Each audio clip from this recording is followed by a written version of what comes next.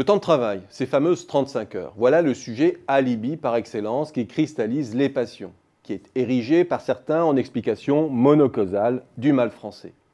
Quand d'autres rappellent que des pays comme l'Allemagne ou les Pays-Bas ne travaillent pas plus que nous sans pour autant être pénalisés.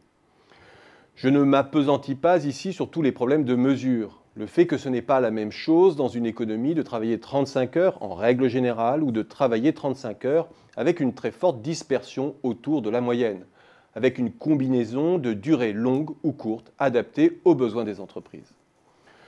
Je me dois quand même de mentionner le niveau de productivité horaire élevé des Français, qui laisse suspecter que nous travaillons sûrement un peu plus que déclaré dans les enquêtes.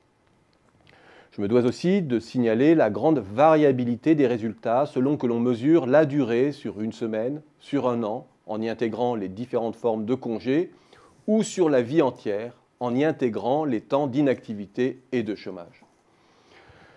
Je signale enfin toutes les dérogations qui sont déjà négociables dans le cadre français et dont finalement peu d'entreprises saisissent l'opportunité.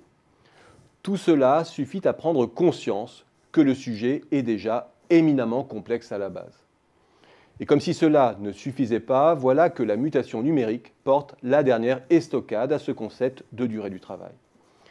Que signifie en effet la notion de durée du travail quand une part croissante des métiers sont à fort contenu intellectuel, qu'ils mobilisent de l'expertise, de l'expérience préaccumulée ou accumulée dans, mais souvent aussi en dehors de la sphère du travail. Que signifie en effet la notion de durée du travail quand dans une économie de projet, c'est le résultat qui donne la mesure d'une prestation beaucoup plus que la quantité de temps qui lui est consacrée. Un travail mécanique, automatisé, peut être organisé, formalisé et adossé à des résultats prévisibles. Les heures de cerveau d'œuvre ne répondent pas au même déterminisme. Ils relèvent d'une organisation et de rythme propre à chaque individu. Il est très artificiel de vouloir les insérer dans des limites horaires prédéfinies et contrôlées ou même contrôlables.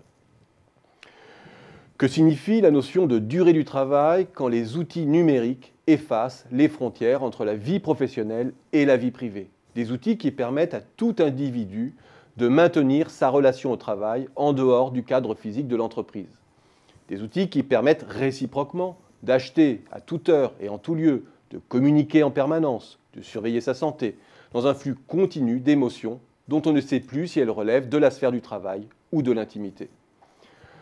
Que signifie enfin la durée du travail quand avec l'auto-entrepreneuriat, mais surtout avec les différentes formes de travail collaboratif, gratuit ou payant, la multi-activité gagne chaque jour du terrain.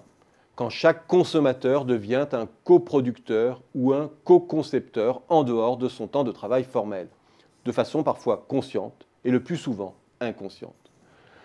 Comme dans d'autres domaines, celui des rentes, des professions réglementées par exemple, rattrapées par l'ubérisation, voilà que pendant que nous nous étripons à coups de poissons et de menhirs dans notre village d'Astérix, les choses ont tellement évolué que nous ne savons plus très bien pourquoi nous nous bagarrons.